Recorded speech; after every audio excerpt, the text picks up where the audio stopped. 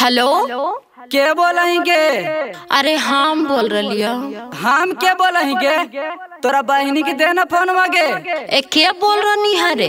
अरे तेरा बहन के तोर जीजा न बोल रही होगे। देना फोन मांग तो दीदी के। अरे शादी ने बिया है, तू जीजा कैसे हो गनी रे? जीजा केने से हो रही है? ले सुन बोल।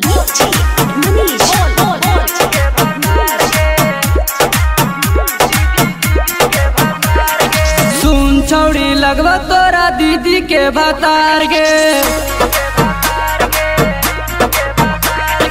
सुन छौड़ी लगवा तोरा दीदी के भतार गे। बचपन के प्यार नहीं हो तो बेकार।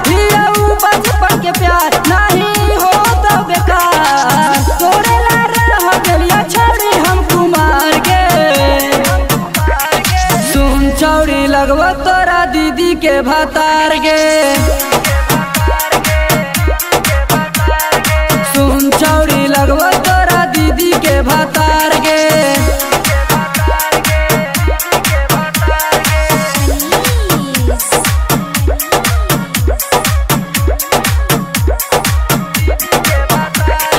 हमी दलिया सोनामा के बाली गे।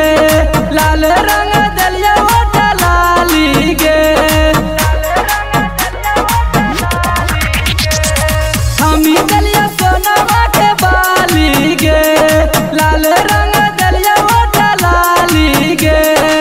हो तो बियावा देव सोरा हो सिंगार गे। सुन छौड़ी लगवा तोरा दीदी के भतार गे। सुन छौड़ी लगवा तोरा बहनी के भतार गे।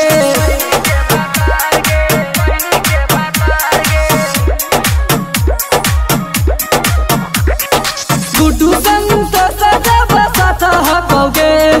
सुनील के डरे के ना बात हकोगे। गुड्डू संतोष जब साथ हकोगे। सुनील के डरे के ना बात हकोगे। बीच में बता सरवा देवा गोली मार गे। सुन छौड़ी लगवा तोरा दीदी के भतार गे।